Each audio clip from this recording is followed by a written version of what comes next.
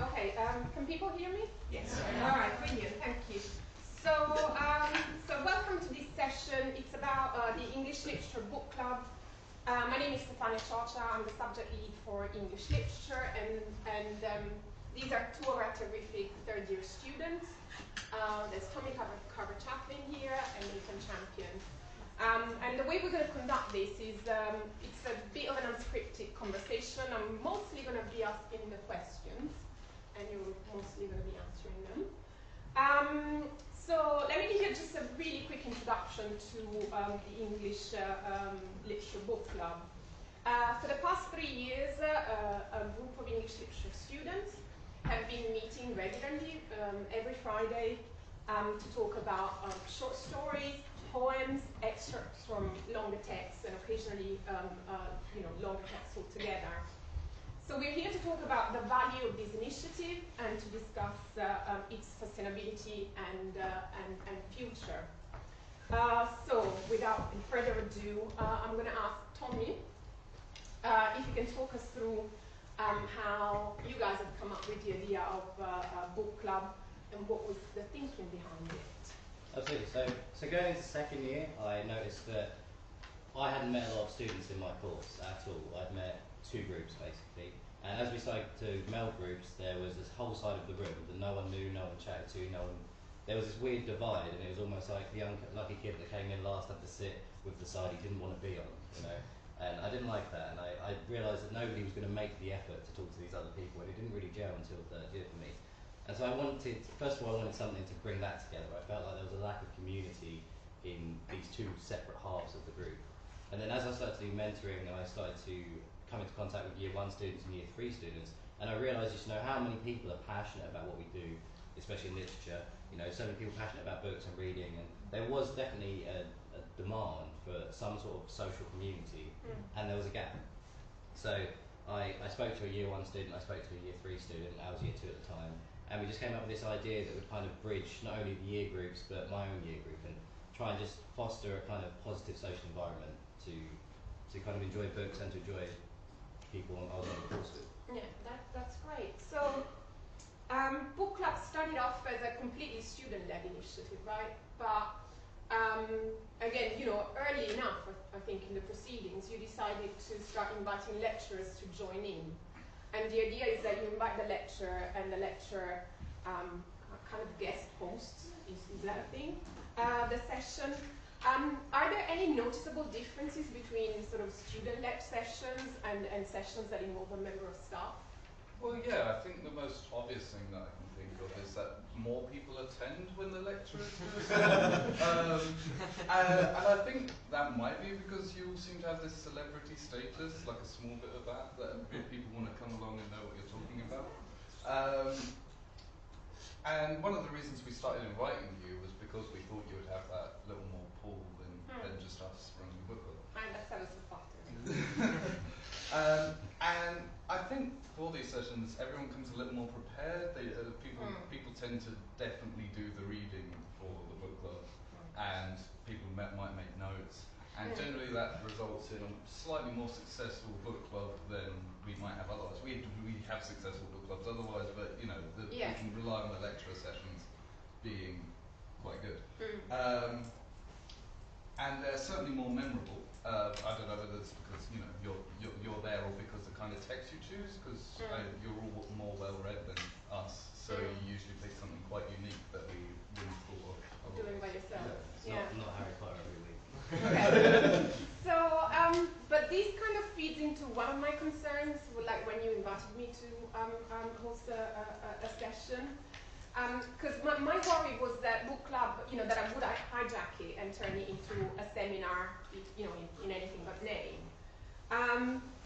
So I suppose the question that I want to ask is it possible or desirable to change the student-staff dynamics in book club? And is there any danger? Is it a danger, or is it a good thing that the book club session becomes kind of like a formal learning experience? Well, there's definitely that danger there of it becoming a bit more like informal classes without assessment. But I think the way that we organise the guest lecturer sessions sort of help break down those usual barriers and move away from those classroom dynamics. Mm. So we asked the lecturers to choose a text of personal interest rather than of area of study. Usually those two places overlap, but you know, it makes it a bit more personal. We're in a pub, obviously, not the same pub every week, so, but you know, it's that a bit more of a relaxed setting. And consuming alcohol is non-compulsory. Yeah, you don't have to consume alcohol. I feel as if that's good advice for life. But yeah, we're also very lucky to have such a friendly department, so it's not as if that sort of way of conversation isn't there already. And I think it's important to sort of foster that better relationship with lecturers because, for example, when you came to book club first time, I hadn't been taught by you, so no. But I didn't really know you as well as maybe other lecturers that I knew. So by you coming to book club, I got to know you a bit better, and now I feel as if I could come to you with an issue in the same way that I could come to somebody else with an issue that I've been taught by for 3 years, that sort of thing. I mean, there have been sessions where it's been a bit more formal, a bit more like classes. Some of them have been a little awkward, whereas others we regard as like the most successful book clubs we've had. So, and then on the other scale, we've had lecturer sessions that have been too laid back, and then it gets a bit. And they've gone a bit funny. Gone a bit funny, Neither of those were yours. Yours were good. High paid. And I think this indicates a good mixture of like social chat and also directed discussion. Really, what makes a good book club. Yeah. Be a book club. Okay, and again, you know, this feeds into another one of my concerns, because I take what you're saying, where, you know, it took you meeting me at book club to feel more comfortable approaching me, but I like to think that as lecturers, you know, the members of the English literature team, I like to think that we're approachable regardless, right? And I also kind of think, I don't know, when I teach in my seminars, I've got some students here who, you know, have taken one of my seminars. You know, I do try to have an informal approach. So, you know, sort of, I think what we're trying to tease out is the essential, the fundamental difference between book club and a seminar session. Because I like to think that, you know, my seminars are safe spaces anyway. So, one of your book club session was probably an example of that good middle ground. Is probably because you already do that sort of thing in seminar. So, what was your sort of experience at the book club? Well, so for me, when I was invited to host a book club session, I think for me, I was trying to think of the differences. Okay, how do I pitch it? This is not a seminar. So maybe I can be a bit freer and a bit more experimental in choosing the material that I share with students. But ultimately, I think it boils down to register. You know, this thing of informality that we keep on going around and circling around. So like I said, I like to think that I play the informality card in my seminars just to draw people into the conversation. I play the clown sometimes in seminars. I also often say things, asides in my seminars like, you know, don't put it in an essay, because there's different registers, right? We can be scholarly, and there's a time and place to be scholarly, but, you know, we can also be more informal. And what's really interesting, I think, is that now there is a market for us as academics and thinkers and writers to inhabit this middle ground. So I have a sideline as a guest blogger, and I blog on literary texts. So for me, book club is more the forum where I can be more emotive about talking about language and talking about literature and talking about my likes and dislikes. And sort of to round off sort of this question, I think these different registers, thinking about different registers and how as professionals, I think, we're also being asked to inhabit this middle ground. You know, my reflection on these issues has led me to change some of the assignments in my own courses. So in one of my second year courses, I now have students write a blog if they want to. So to talk about books in kind of the register that you adopt and make your own at book club. Well, I think there's a healthy relationship there anyway, because I mean, you know, coming as an 18-year-old, a lot of people, I mean, not for me personally, but I mean, even coming back as a mature student for me, there's definitely an anxiety in being in a building like this. Being in a classroom, sitting at a desk, you know, having someone speak to you in that kind of I'm 16 again dynamic is definitely something that I think gave me anxiety, and I think it does for a lot of people. And I think just being in this setting is as much as a lecturer may be good at breaking those barriers down, I think there is always an inherent anxiety about coming back into a situation like this. And so I feel like Book Club has a kind of like a cooperative relationship with seminars, because I mean you made the point that sometimes they might resemble seminars a little bit too much, especially for lecturers that are a bit more colloquial or relaxed. But I feel like, you know, you take a group of people that are passionate about books and, you know, really want to engage on that kind of out of school level, and it gives them an opportunity to be creative, to say things they wouldn't necessarily say in class, to learn confidence. And I feel like it's benefited quite a few people in the sense that skills we've learned in school, you know, in uni, these kind of critical thinking and engagement skills, could then go into Book Club, and in the same way that you can develop those ideas and, you know, explore yourself in Book Club and then take it back into the classroom. So it's a two-way relationship, basically. You know, they're not self-contained, and the fact that you've invited us, because it's been very much led by you guys. The fact that you've invited us as facilitated this two-way process, I suppose. I think it was a good first, like 1 year before we invited anyone. Okay. So it had been successful for a while, but I think we wanted to just take that kind of level of excitement to the next level. Yeah, and take it one notch higher. Yeah. Okay, this is a question that I originally phrased in a particular way. You know, has Book Club help you with your studies at all? And then Nathan pointed out that there might be a wider way of phrasing the question. So I'm going to ask it the Nathan way. Has Book Club helped you grow? Well, yeah, so I think that learning sort of comprises more of than just my program of study. So a mixture of things, kind of as the keynote speaker, Tom Stafford, was saying earlier. So Book Club brought me out of my shell a bit, and somewhere where everyone plays a part. And it's definitely a place where everyone brings something to the table to share. Everyone gets sort of equal part in an equal say. And we encourage these sort of diversity and these different opinions, and we value these different opinions. And we might often debate these opinions, but I can't think of a time when this wasn't, you know, healthy and respectful discussion, as opposed to just sort of like arguing. And from a leadership perspective, you sort of have to direct the conversation. You sort of go, oh, this person hasn't spoken in a little while. Let's see what they have to say, or something like that. So the person who chooses the text that is going to be read that week is effectively the host. Yeah, the person who chooses the text generally is the host. Starts off going, what did you think about the text? And sort of sees how the conversation goes from there. And we often discuss, you know, we also end up discussing social and ethical issues and things of, you know, greater significance. And by listening to the ideas of others, I always think that's the best jumping off point for your own critical thinking. And, you know, thinking critically or analytically about, you know, books or media outside of university is something I'm sometimes reluctant to do. It's not a skill I practice necessarily outside of my university work. So Book Club is a sort of nice outlet where I get to sort of do some extra reading and also think critically and have that sort of intellectual discussion.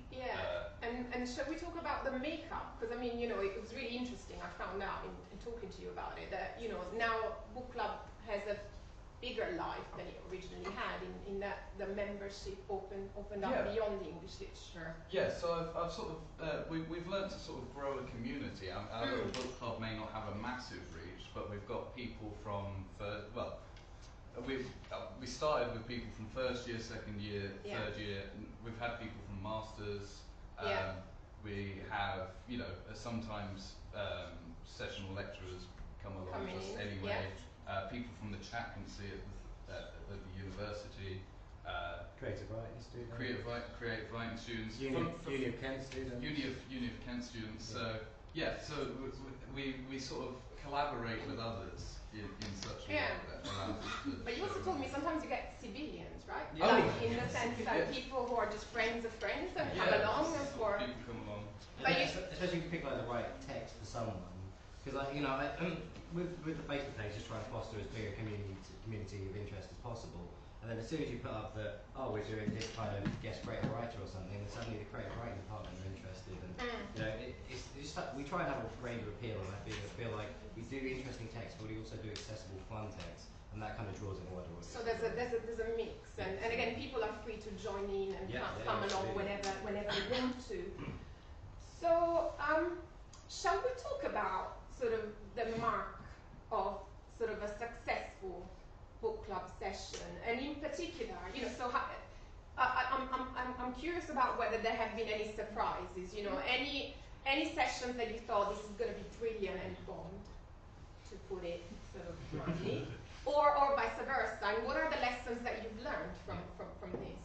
I think it's one of those ones where, I mean, book club has been successful, but it's never been huge, and I think that's something that's actually been a successful thing, because we've had some guest lecturers where the turnout is well beyond our wildest dreams. Our skills, frankly. You know, when we've suddenly got upwards of 20 people all trying to sit around a pub table, it becomes wild and uncontrollable. And you know, it's hard when you haven't got several people trying to micromanage small groups. And you know, so we've had some that have had huge turnouts and then not as much direction as we'd like. You know, some lecturers are more hands-on than others. You know, some are there just to kind of relax. Some are there to kind of guide you along. And sometimes when you've got a big crowd like that, I don't have the skills that, you know, a lecturer like yourself would have. So if it is a huge group, sometimes if the lecturer doesn't really steer that can end up in a less successful turnout or achievement. Then in the same sense, we've had some really underwhelming turnouts when we've had some really cool people come in.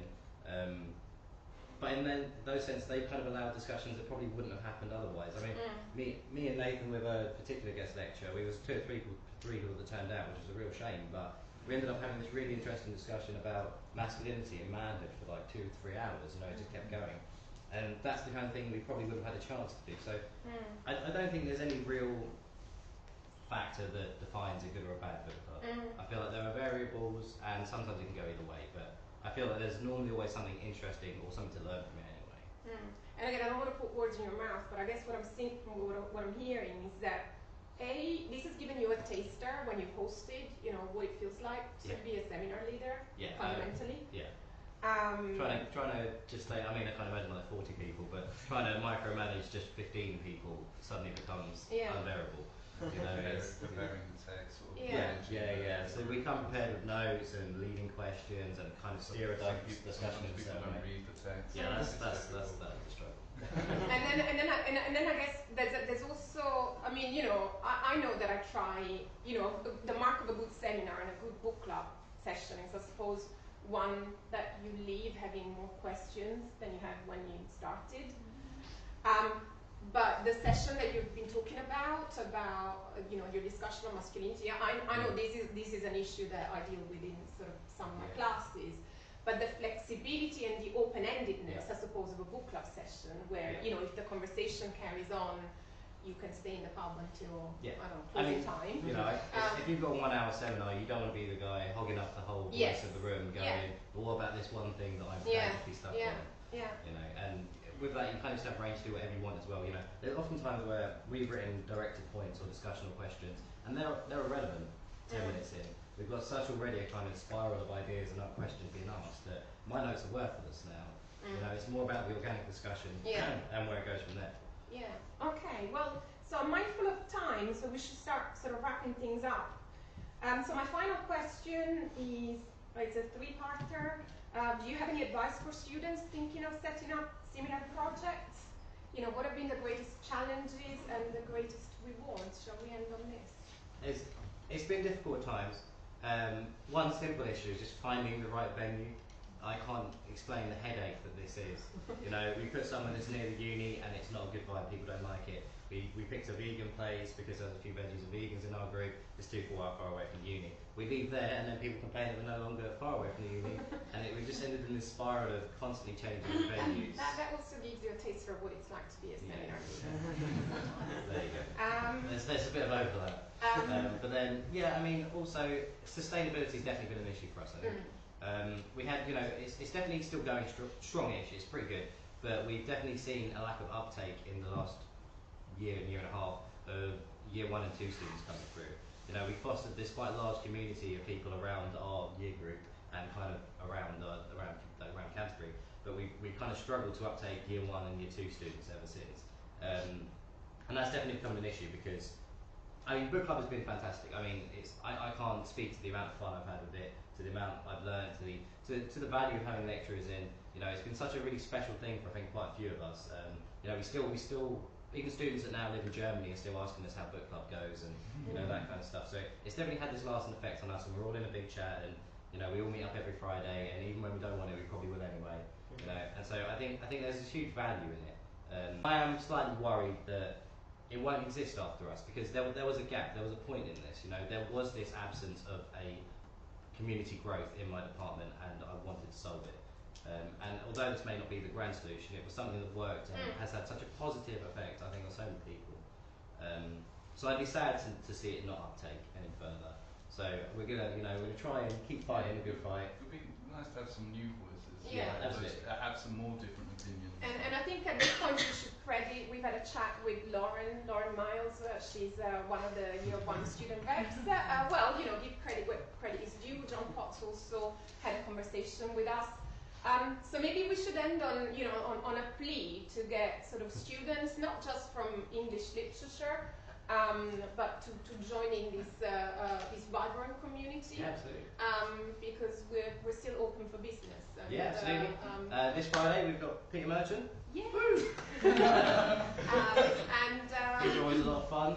If you've never been taught by him, Peter is a genius, and you will find that out in his book club if you come along. All right, I think that's a good note on where to end, and maybe you can have a couple of questions. Thank you very much. Thank you.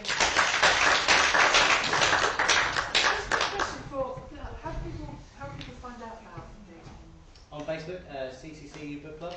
It used to be called English Literature Book Club, but we call it CCCU Book Club. CCCU Book Club? Facebook, yeah. There is 2 groups, but I don't know what the other one is. R1 we should just Our Facebook. one's the top.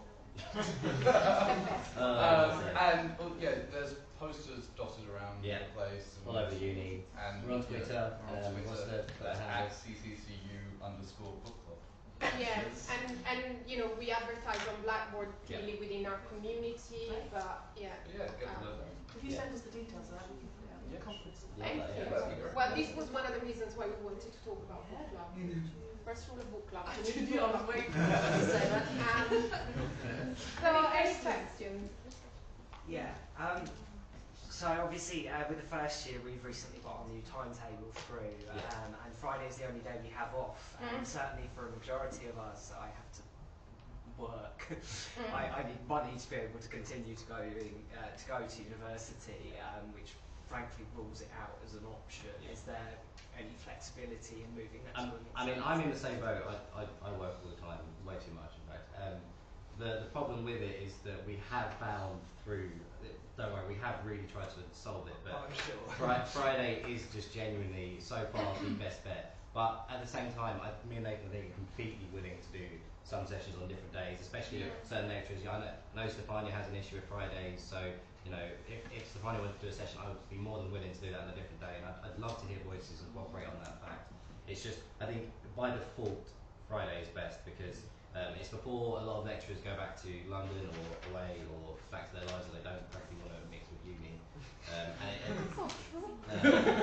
it's also just kind of a last kind of shot for students to have it's kind of vaguely academic, and a lot of us do get a little bit drunk by the end of it. You know, so it means we can wake up on Saturday, you know, not feeling like we've wasted our But I think lives. what was really interesting in our conversation with Lauren and John was you guys also pointed out that maybe sort of trying to recruit new first years in semester 1 is a bit premature because you guys are just getting used to the big change to university life. So we're gonna launch a big campaign. I mean, that's she breezily. Because you know, I think the start of semester 2 is gonna be, you know, hopefully you've all, you know, sort of found your feet, and now you're more willing to embrace extracurricular activity that are so clearly connected with what happens in the classroom. Yeah, I mean, I'm not going to pretend that book club's for everyone. It's definitely a particular interest, but then that's, I think, what it should be. You know, it's for people that are passionate about meeting up with like-minded people, being a little bit nerdy, reading some books, and so on. And of course, there's no obligation to go to every book club. So if you ever have a free Friday,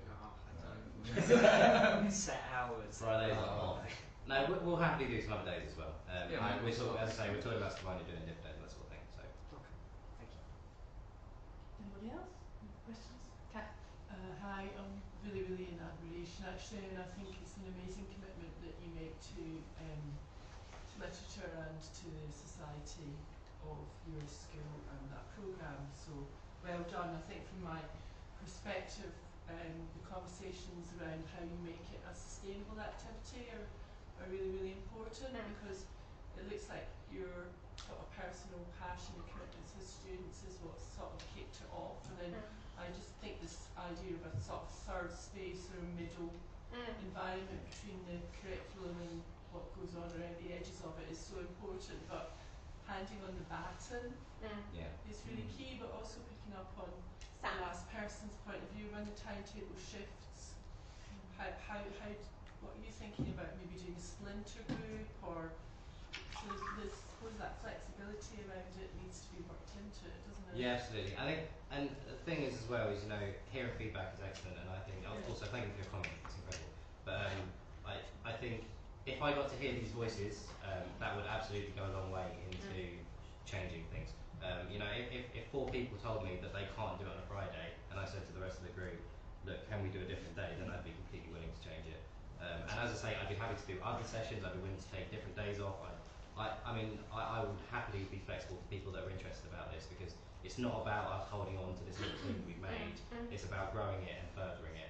So if there is a consistent running theme that Friday just does not work for people, then I would happily try and rectify that. Yeah, the reason it is Friday is because it Friday did work was for the people. only day that most people, but now it's sort of changed that it could be a different day. Yeah, absolutely. Friday, just out of habit, has been the most effective, but at the same time, any voice that wants to tell me something beneficial and wants to get involved would be absolutely heard. Yeah, we could do it alternate weeks. Like Absolutely. Friday, Wednesday. Well, our class starts back on Monday, so I will query, see what everyone else is saying, and get back to you. That's really appreciated. Thank you. And you guys, about sustainability, we've had this conversation. In fact, it's been one of the reasons why we wanted to talk about it, because we want to put it back on the map where it belongs. And what you guys, again, forgive me for kind of speaking on your behalf, but you said to me that, you know, the key is to find kind of the right people in each cohort. I mean, because all it takes is one person who then spreads the word. I think that's the main thing. You know, we've literally picked up no one new from the young years over the last 2 years. We have got new people, but no one from those specific year groups. I have always remained the youngest member of the club. Yeah, 3 years on. And so, in my opinion, the most important thing is if anyone has any interest about it, just give it a go. Like, honestly, the way we ended up building this whole community was just taking select few people from each community, and then them enjoying it, and then bringing people. And the snowball effect was immediate, and it's lasted this long, so it definitely has some effect. Yeah, it's got legs. It has got legs. All we need is just, if you are interested, just come check it out, because I feel like. Sorry, is it on tomorrow? Yes. Yeah. Peter. Just so you know, Peter's ones are fantastic. So it's a great movie. No pressure, right? We're going to hell this time. It's just the text. It's going to be some sad stuff, but no, absolutely. Typically every Friday, unless you know exams and that kind of stuff, we're super about that. But yeah, it is on this Friday. Yes. And that's the Parrot. The Parrot Pub, 5 p.m. Which is very close to me. It's very close. It's a nice. Oldest pub. Okay. Can I just say one final thing? Oh, sorry, and very quickly, I just want to emphasize how I'm very much their guest. You know, this is completely student-led, and I'm being the helicopter lecturer now. But you know, the credit goes to the students for organizing this. We've done very little other than posting things on Blackboard and help promote stuff and turn up occasionally. And I think we can all see that your passion and your dedication for book club really shines out. It's a fantastic example of that confidence in community building. So thank you. Thank you very much. Really quick. Yeah. Really quick.